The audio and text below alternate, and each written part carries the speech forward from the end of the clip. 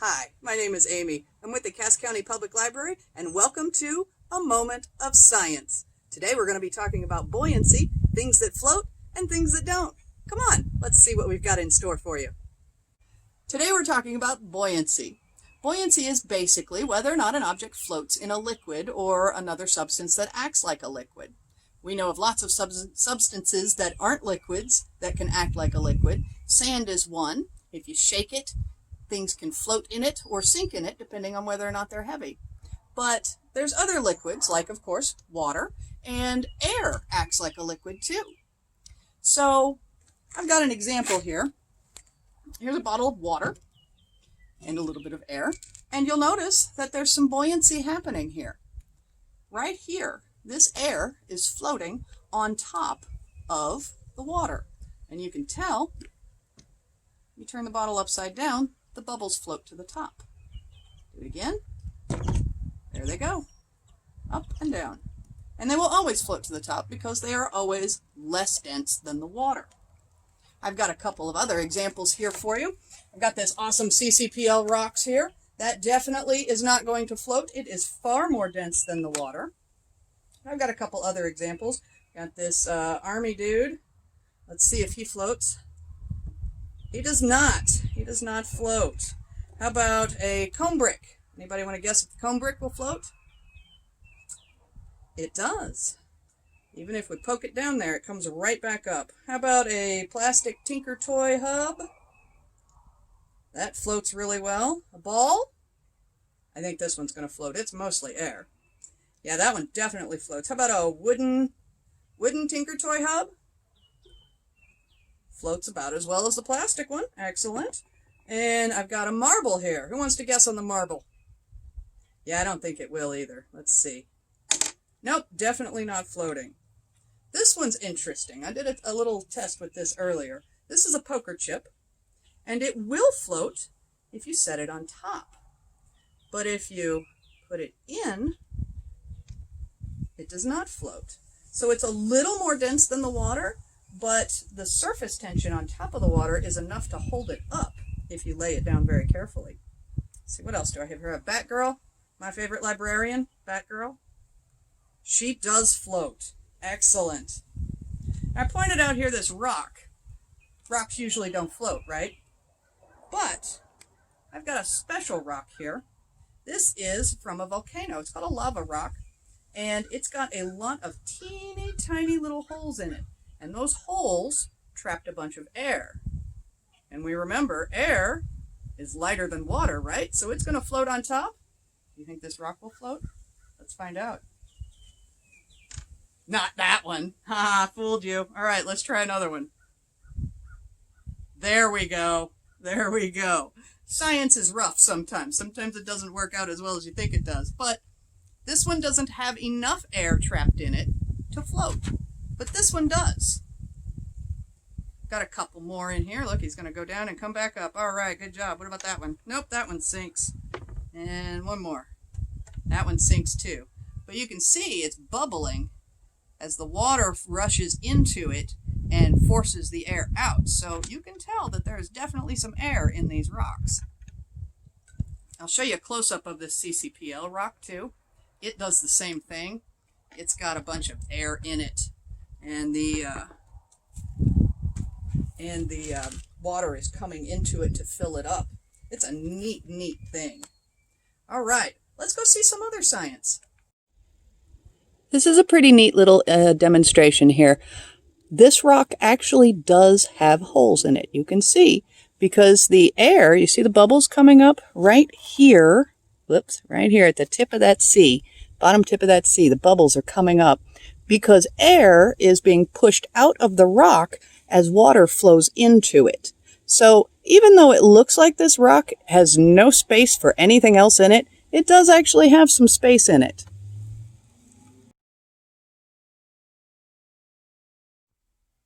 All right, so what I have here are several samples of liquids, various liquids of different densities. They should weigh differently because they are different densities. This is the same amount of liquid in each container.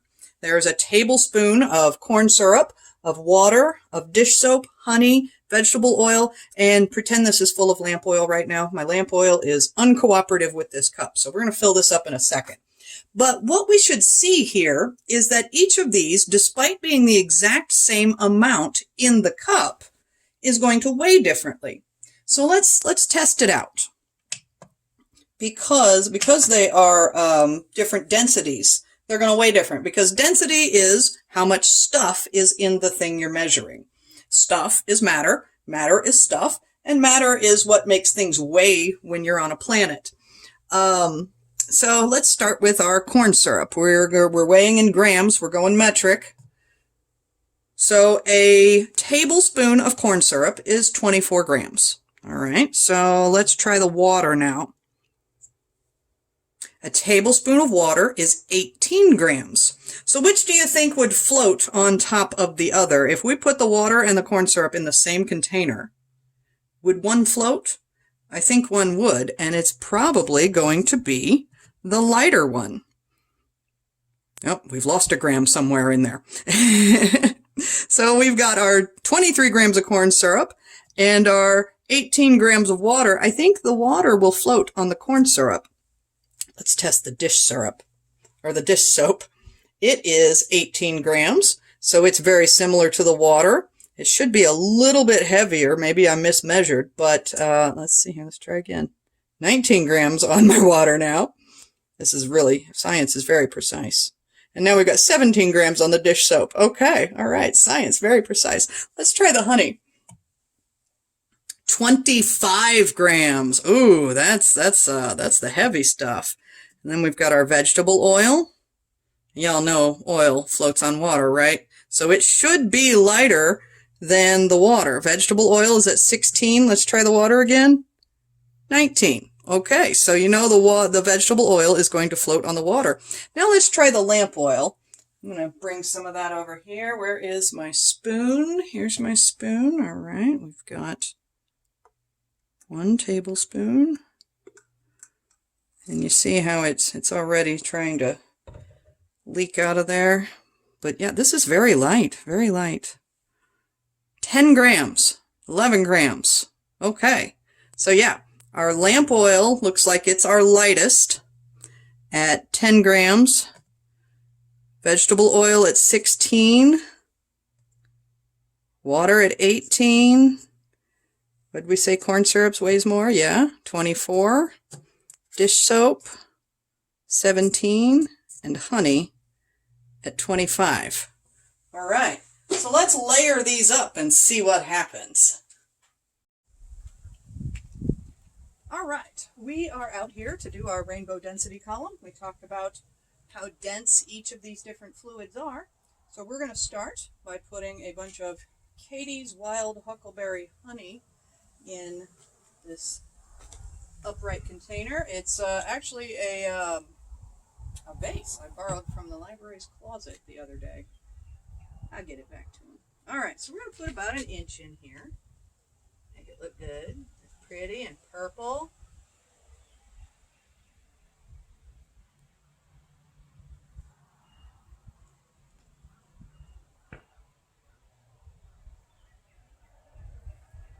We may have to speed this up in post. Alright, that's pretty good. Alright, so that was the end of my wild huckleberry honey. Alright, so now we're going to do some corn syrup. And there's a trick to this. You want to slide it over the top.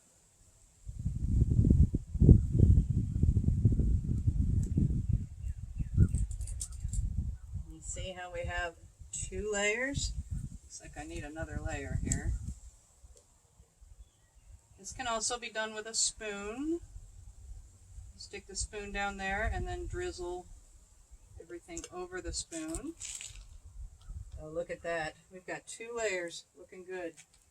In fact, I think I'll go get a spoon and see if that helps. Okay. Spoon acquired. We have our honey and our corn syrup. That lid back on. What's next on our list is dish soap. Let's see how that goes.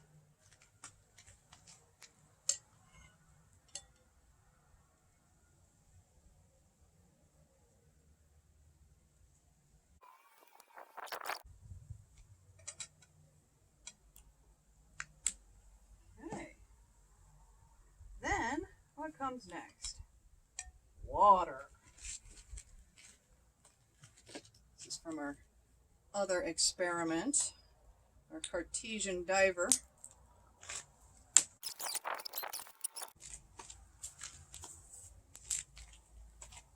Cleanliness, very important in science.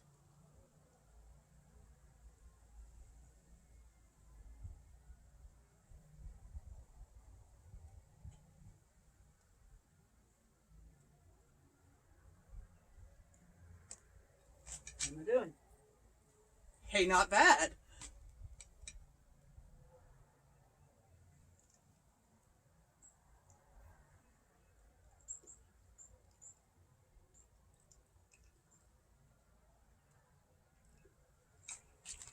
Okay, look at that. We've got our green and some yellow. All right, here comes the vegetable oil.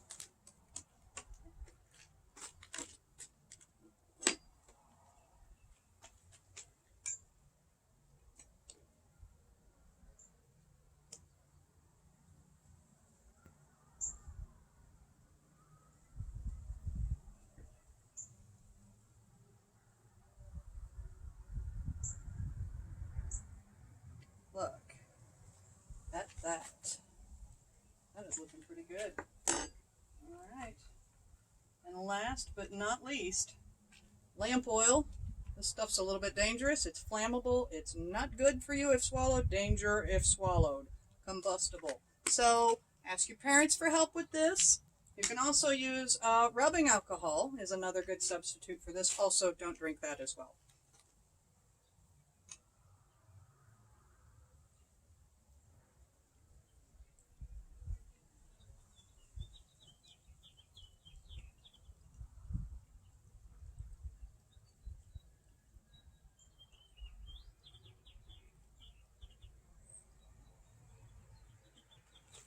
How'd we do? That is pretty good. What do you think? I'll come in here for a close-up for you guys. Here's our finished product. A little bit closer. You can see that all the colors are separated. All the different layers are separated. As I tilt things, they're going to try to stay level. You can tell my table isn't perfectly level, but that's okay. We've got our honey, our corn syrup, our dish soap, our water, vegetable oil, and our lamp oil, all in one column. Looking pretty cool, isn't it? What we've got here is a bottle of water. Just filled it up. It's nice and fresh. I also have a squid. Or maybe he's an octopus. No, I think that's definitely a squid. Okay, so we've got our little squid here. Found him at US Toy, about $3, not terribly expensive, but he's neat. What he does, we stuff him in here real quick. Get in there. All right. Then we put the lid back on, and you see he floats, right? He's good at floating. He is buoyant, or she. Let me turn him around. You know, look at the camera. Look at the camera. There we go. All right. But what happens when you squeeze the bottle? He sinks. You let go. He comes up. You can even kind of make him dance here if you want to. Oh, he turns. Okay, that is a neat feature. All right. $3 at US Toy out in Overland Park, plus a bottle of water. There you go. But if you don't want to make one, or if you don't want to buy one, you can make one. And I'll show you how to do that in just a second. Okay, so we're going to make one of these guys. These are called, it's called a Cartesian diver. But what happens with this is you see there's a hole down here. That hole is currently filled with air. It should stay full of air. And then when you put him in the water, that hole stays full of air. And when you squeeze, you notice when I squeeze out water. Well, that's applying pressure. If you have the cap on it and you squeeze, the water doesn't go anywhere. But you also notice the air up here gets a little bit smaller. You see how it's compacting, it's compressing down a little bit? Well, that's what happens inside this Cartesian diver, our squid. So, we're going to start with one of these. This is a plastic pipette and a couple of regular nuts. We'll take this and we'll put it on here because we want to keep it upright like this when it's in the bottle, right? So we put it on here. It does not want to go on and my hands are slippery. There we go. All right, we'll get that one up there. And we'll get this one up here. There we go.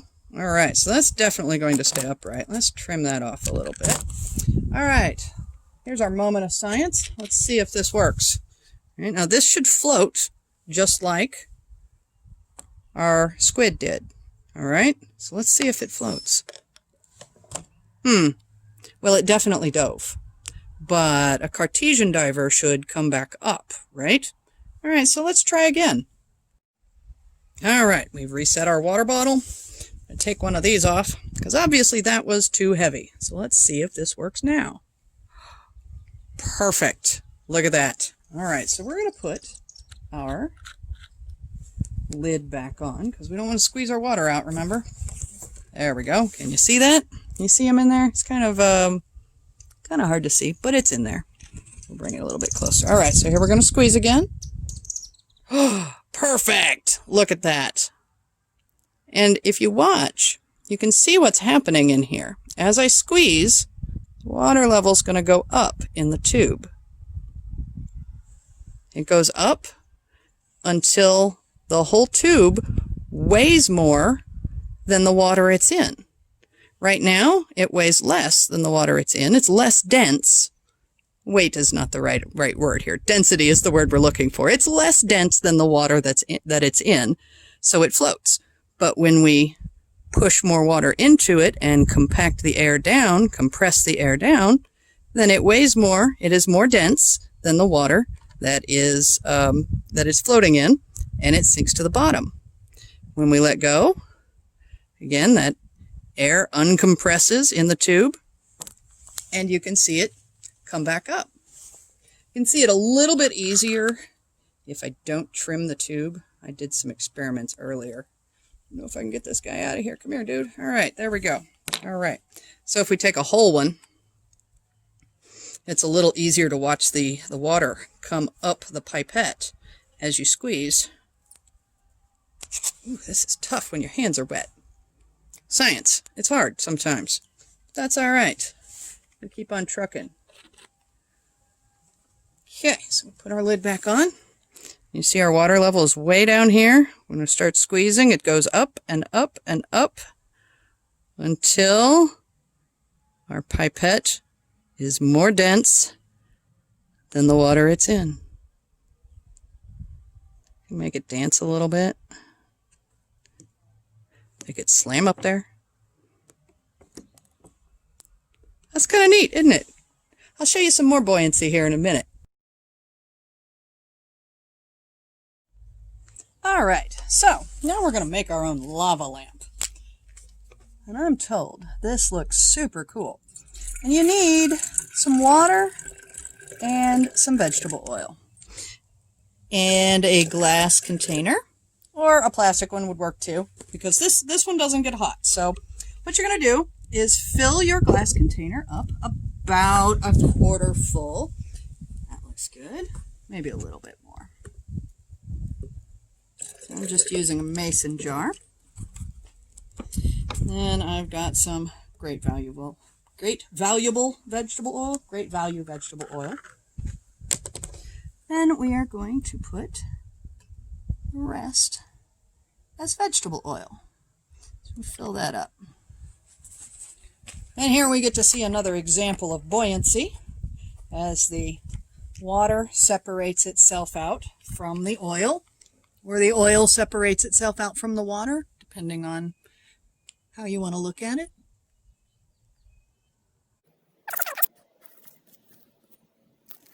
Got our oil and our water. And then we need a little food coloring. You notice it's sinking to the bottom of the oil too, because it is more dense than the oil. It looks like it might even be more dense than the water. I don't know. Let's find out. So then what we need are common antacid relief tablets, also known as Alka-Seltzer. You can start with a quarter of one, and they're super easy. You just take one, and sometimes they even come pre-broken for you, and break it into pieces like this. That's about a quarter, and we're going to drop this in and see what happens.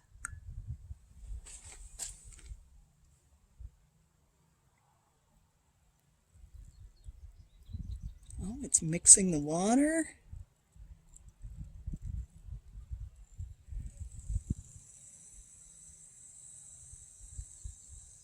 It actually made it to the top. Let's drop another one in.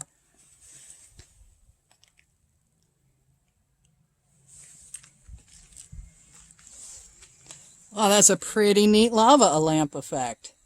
So what's happening here is Alka-Seltzer is basically citric acid and baking soda mixed together. And you can, if you've ever made a bath bomb, then you've made an Alka-Seltzer tablet. It's basically citric, like I said, citric acid and baking soda. I've made some here. Ooh, and it's already starting to clump up a little bit. Looks like it got a little wet. A little damp. Might be moist out here. But I made a little bit, and you can do this too instead of Alka-Seltzer. If you don't have access to Alka-Seltzer at home, or you can't find any in the store.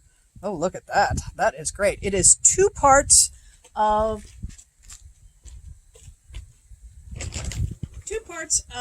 dish detergent booster, also known as Lemishine. Oh no, I'm sorry, 1 part of Lemishine. Excuse me, I cannot talk today. Is 1 part Lemishine and 2 parts baking soda. If you buy your baking soda in the pool aisle, it comes in this giant 12-pound bag, and it's super cheap. So if you've got a ton of experiments you want to do, pool aisle.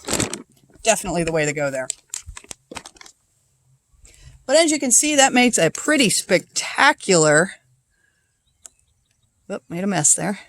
Pretty spectacular lava lamp. And this will last as long as you have Alka-Seltzer tablets. If you want to save it for later, all you got to do is put a lid on it, a nice waterproof lid so it doesn't leak. Oh yeah, look at that one. Look at that go. That looks nice. But if you want to save it, all you have to do is put a lid on it, mason jar lid, and seal it up. And then when you're ready to play with it again, open it up and put your Alka-Seltzer tablets back in, or your homemade bath bombs, or whatever it is you'd like to do. I bet this would look super cool in the dark with a flashlight. What do you say? You guys want to try that? Let's try it. Okay, so here we are. We've got our box, and underneath the box I've put a flashlight, and I cut a hole in the box so you can see the light come through. And then I've set the lava lamp on top of the box, and now we are going to I'm going to drop a whole Alka-Seltzer in and see what it does. Are you ready? Here we go.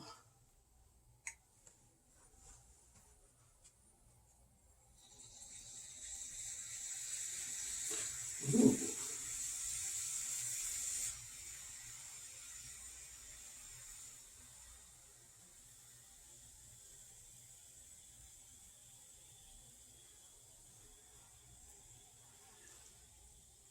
That was super cool. All right, I like that. Let's try some of my homemade fizzy bath water, fizzy bath salts.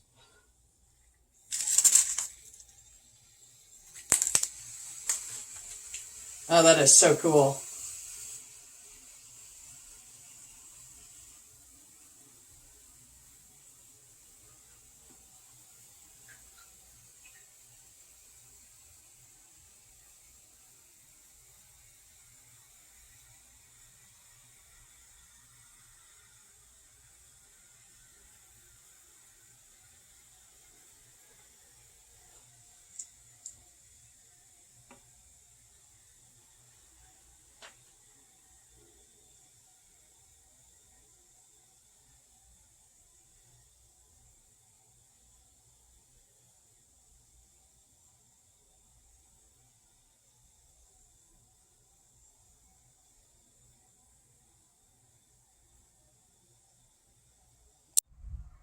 I had a lot of fun today. I hope you guys did too. I'll be back next week with more Moment of Science. And in the meantime, don't forget to sign up for summer reading at cascolibrary.org/SRP.